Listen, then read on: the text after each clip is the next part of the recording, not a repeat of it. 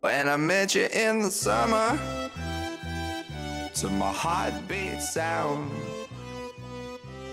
we fell in love. Olá pessoal, vamos dar início à nossa quinta aula do curso de Introdução à Bioinformática. Bom, nessa aula nós vamos falar um pouco sobre alinhamentos. Parece ser algo bem estranho e bem diferente do que a gente está acostumado, mas na verdade os alinhamentos já estão presentes na ficção e você com certeza já viu alguma cena que foi resolvida com um alinhamento.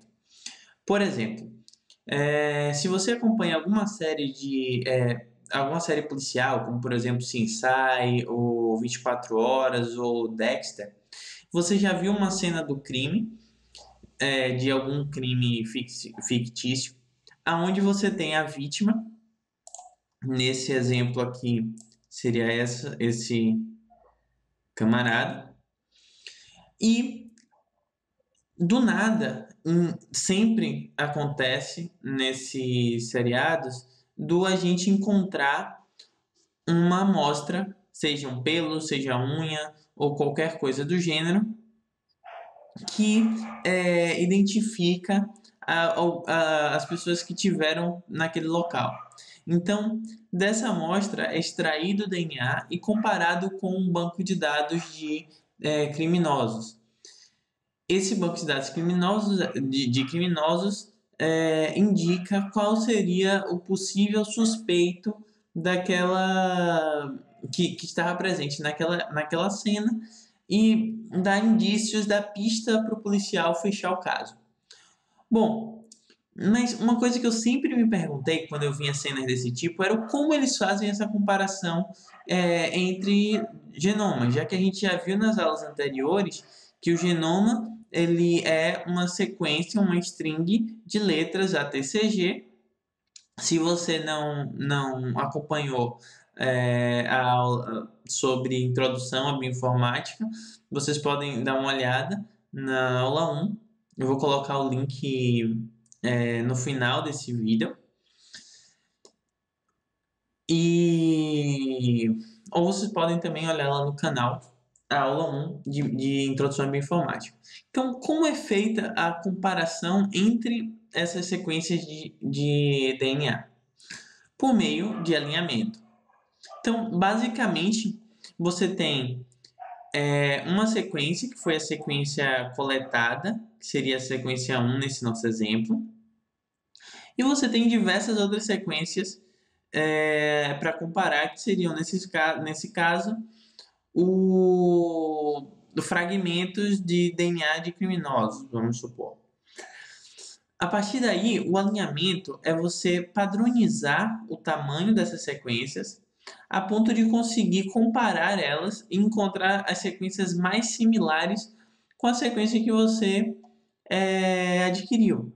Nesse caso aqui, a gente pode visualmente identificar que a sequência mais similar é a sequência 4. Então, a gente pode... o possível suspeito poderia ser... Da prova 1 poderia ser o dono da sequência 4. Mas isso daí também pode... É uma similaridade. Então, você pode ter outros suspeitos, outras pessoas envolvidas. Então, não necessariamente o 4 seria a sequência mais similar, mas o 2 também tem uma certa similaridade que poderia ser investigada. Então, basicamente, por alinhamento, você consegue encontrar a similaridade entre sequências de DNA ou de RNA. Bom, então, para que serve o alinhamento ou os alinhamentos? Eles servem para comparar sequências de DNA e RNA. Eles servem para fazer filtros de sequências similares em um conjunto de sequências. Ou seja, nesse caso, o policial ele utiliza nessas séries o alinhamento para comparar as sequências e identificar possíveis suspeitos. Ele não necessariamente vai encontrar um suspeito, ele vai encontrar vários que tenham a sequência similar à obtida na cena do crime. Bom, uma outra função também do alinhamento é realizar buscas de regiões similares entre o genoma e uma determinada sequência, ou localizar essa sequência num genoma, por exemplo. Então, a similaridade ela é muito importante para identificar o quanto e quantificar, né, o quanto similar é uma determinada sequência, uma determinada string a outra.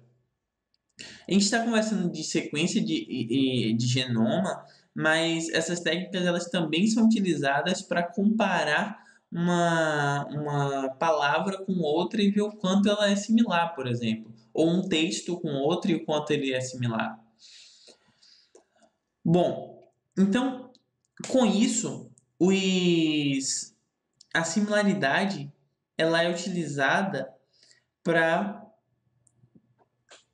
identificar o quanto uma sequência é comparada com outra, é comparável com outra, ou seja, o quanto elas são parecidas. Só que existe uma similaridade mínima entre sequências de DNA ou genomas, ou proteínas ou genes. Por que existe essa similaridade mínima? Porque você tem características compartilhadas entre seres da mesma espécie, por exemplo, ou seres de espécies similares, ou seres no total. Então, você tem uma certa similaridade. E quanto nós podemos definir um mínimo de similaridade para se dizer que aquela sequência é homóloga a uma outra determinada sequência. No próximo slide a gente vai ver o que é homologia. O mínimo para DNA, sequências de DNA e RNA nucleotídicas é de 70%, e o mínimo para sequências de proteínas, ou seja, sequências de aminoácidos, é 25%. Alguns autores, esse 25% ele varia de 25 a 35%, e o 70% de 70% a 80%, 90%. Depende do quanto estringente você vai ser na sua análise. Então, o que é homólogo? O que é uma sequência homóloga à outra? Homologia, o termo homólogo, indica que uma sequência que duas ou mais sequências possuem um ancestral em comum na evolução, na cadeia evolutiva. O que isso indica? Isso indica que elas possuem funções similares, no caso de proteínas, elas possuem também estruturas similares. Vamos ver um exemplo. Aqui nós temos uma árvore evolutiva, onde você tem do ser mais simples para o mais evoluído. Ao longo da evolução, nós podemos perceber que existem diversas bifurcações. Então você tinha esse primeiro ser, que deu origem ao galho de peixes, e continuou evoluindo a ponto de depois dar origem ao galho de anfíbios. Nesse caso aqui você tem um outro ser que é um ancestral em comum para todos os animais com duas patas.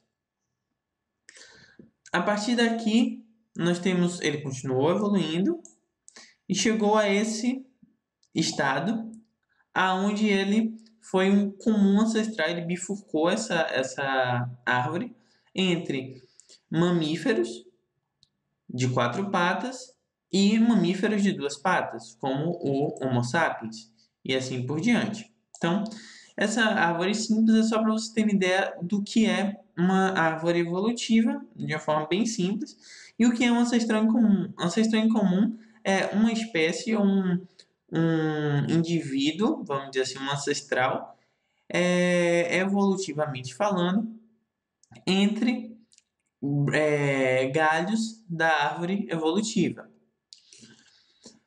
Bom, isso essa descrição é evolução. Ou seja, você tem um ancestral em comum que deu origem a um determinado tipo de... Ele sofreu uma pressão seletiva onde ele teve uma bifurcação. Evoluiu a ponto de virar peixes e continuou evoluindo em outro aspecto a ponto de dar origem a uma outra espécie que, por final, deu origem a anfíbios e assim por diante. Então, você sempre tem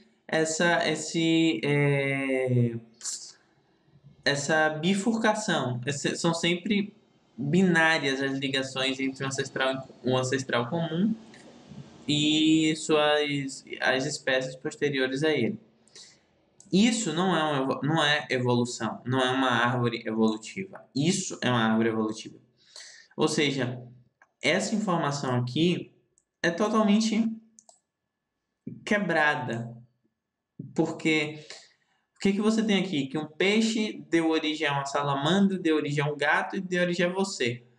Só que no final das contas não foi bem assim. Você teve toda a evolução e existiram ancestrais em comum, existiram espécies, existiram pontos em comum na evolução até se evoluir de um ancestral que posteriormente virou peixe e deu continuidade até chegar no ser humano.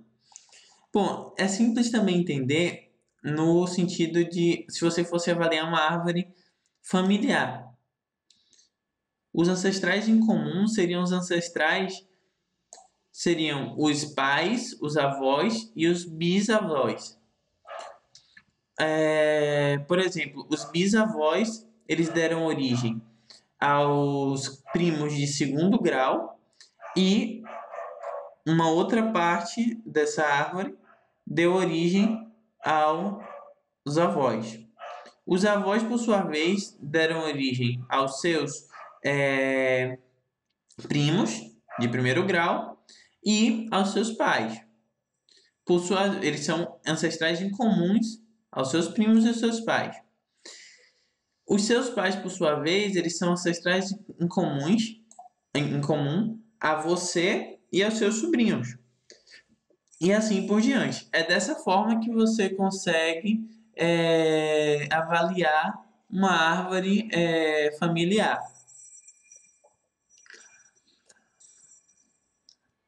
A similaridade, ela então precisa ser mensurada, ou seja, você precisa saber o quanto uma sequência é similar à outra. E essa medida, ela é dada em alguns algoritmos como eValue, em outros você vai ter uma taxa de similaridade mesmo. E você tem uma outra medida indireta que seria o score, ou a pontuação daquele algoritmo. Bom, para pensar um pouco, qual a diferença entre similaridade e homologia? Similaridade, por sua vez, ela indica o quanto uma sequência é similar à outra. Lembram disso? Isso é similaridade.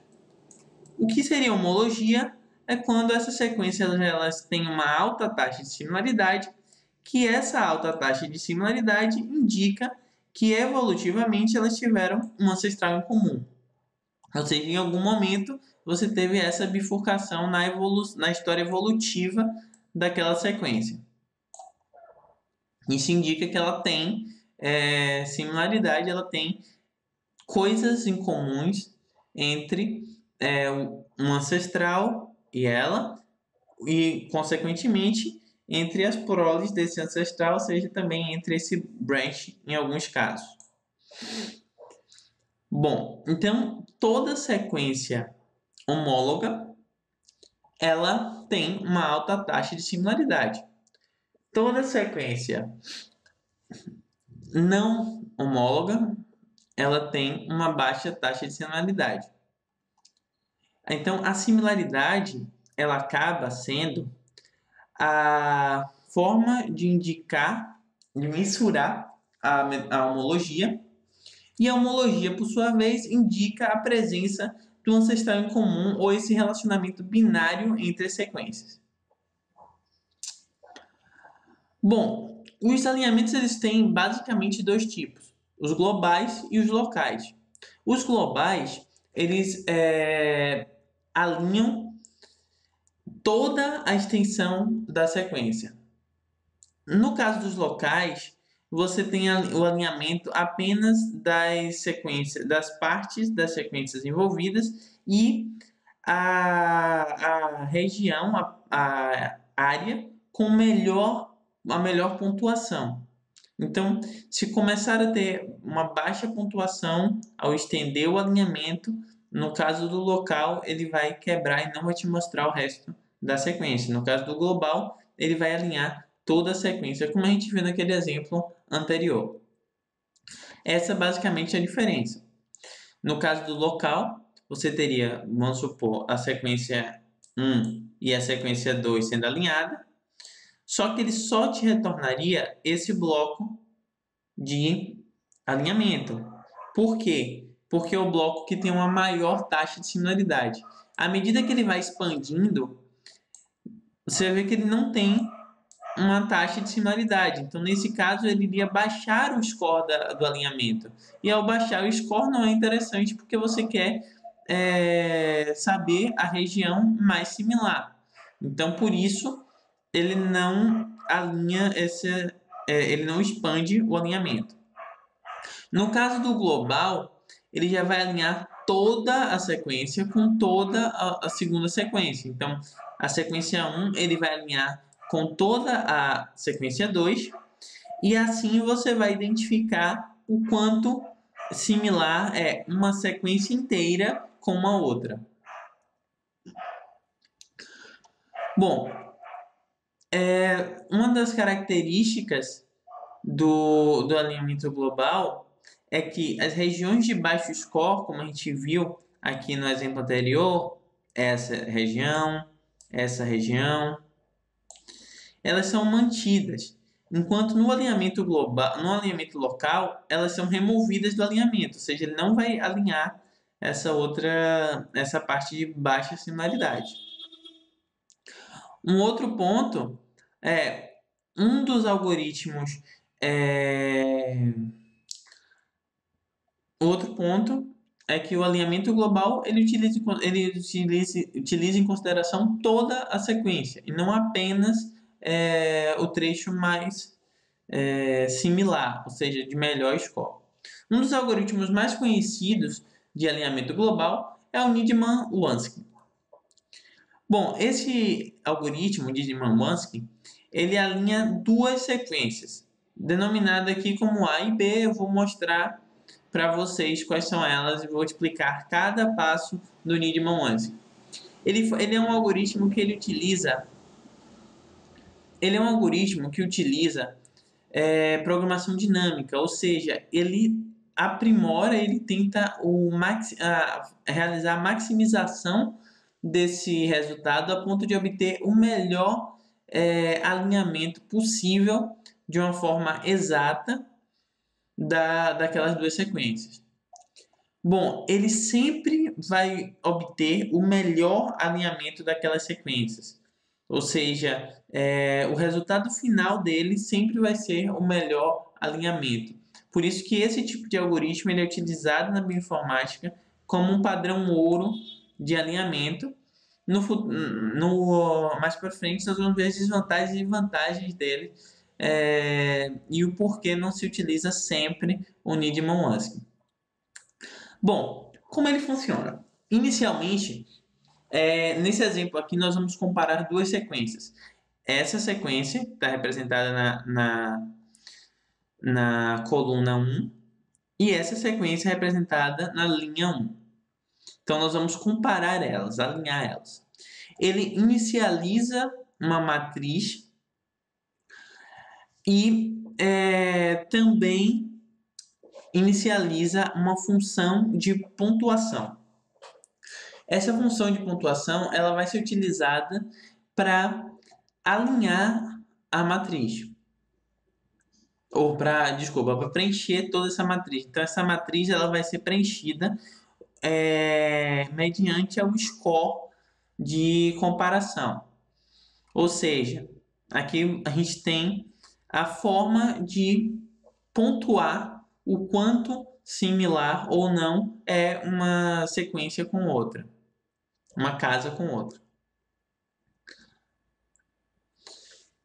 A função de pontuação ela varia conforme o algoritmo. No caso do Needham-Wamsky, ele tenta maximizar o resultado.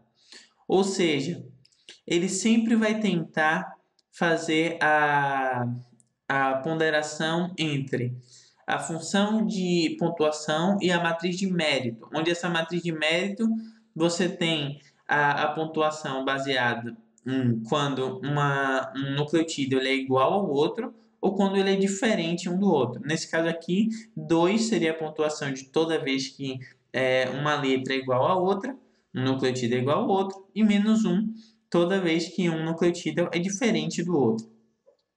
Essa matriz de mérito ela é utilizada para compor a função de pontuação na hora da maximização e assim gerar a programação dinâmica e a maximização do alinhamento. Bom, baseado nisso é aplicada a matriz.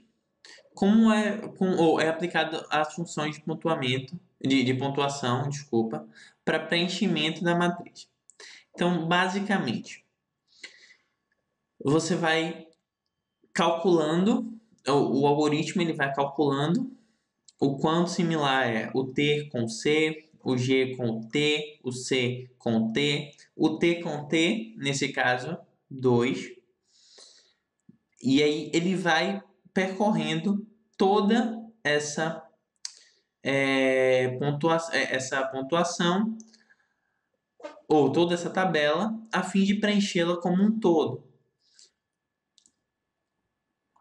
E, além disso, ele também vai montando possíveis melhores caminhos marcados nessa matriz em laranja, onde esses possíveis melhores caminhos são os caminhos percorrendo da diagonal inferior da última casa da coluna até a primeira casa da coluna, a primeira célula,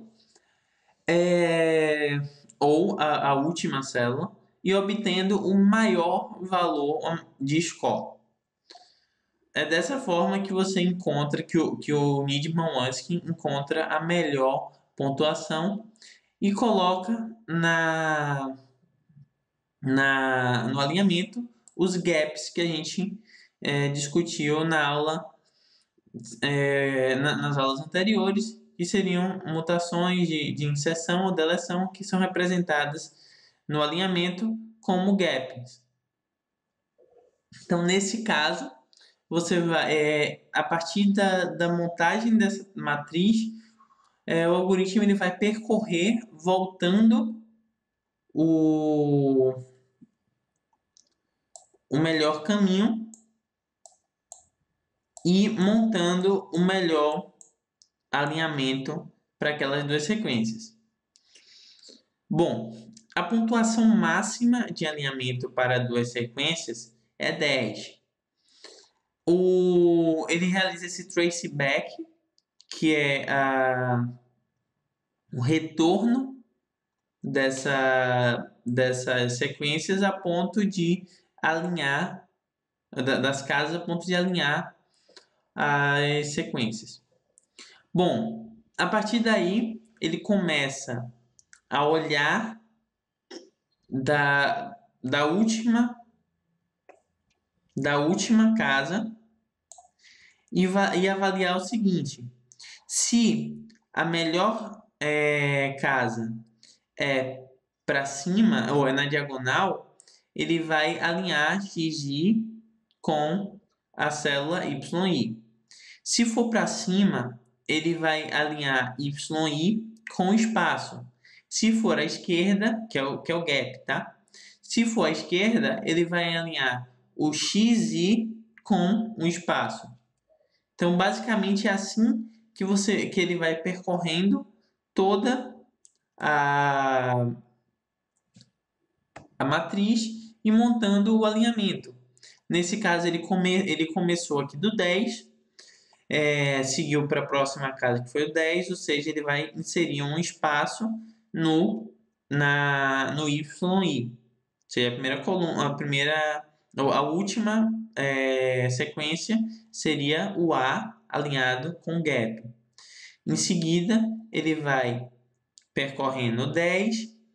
Nesse caso do 10, nós teremos uma diagonal, ou seja, ele vai alinhar o T com o T aqui. Em seguida, a gente vai vir para essa casa. Essa casa ele tem para cima novamente, então ele vai alinhar o C com gap, como está aqui na figura. A partir da próxima casa, vocês podem observar que tem uma outra diagonal, ou seja, diagonal A com A, A com A. Na próxima casa, nós teremos outra diagonal T com T, demonstrada aqui no alinhamento, T com T. Em seguida, nós temos uma outra casa, que também é representada pela diagonal, que é o A com A, o T com T. Em seguida, nós teremos só setas à esquerda, isso indicando que seria alinhado X com o espaço. Nesse caso aqui, 3 gaps e o X aqui em cima. E dessa forma ele monta o melhor alinhamento. Bom, quais são as vantagens e desvantagens do Needman-Wansky? O Needman-Wansky, ele, em termos de vantagem, ele retorna sempre o melhor alinhamento, ou seja, você não vai ter variação em relação a esse alinhamento. Ele é um algoritmo exato, ou seja, ele maximiza a ponto daquela pontuação realmente ser a melhor forma de alinhar as duas sequências. Ele é constante em relação à qualidade desse alinhamento, ou seja, você não tem um alinhamento de boa qualidade e um alinhamento de ruim qualidade, se tratando do aspecto do algoritmo. E sim, todos são padronizados. E ele é simples de ser implementado, como vocês viram aí, que eu expliquei passo a passo no slide. Quais são as desvantagens? Ele utiliza muito recurso de máquina, principalmente para alinhar grandes sequências. E basicamente memória, ele usa muita memória. E o tempo de execução dele é alto. Isso torna ele extremamente ineficiente quando você vai comparar uma quantidade muito grande de sequências.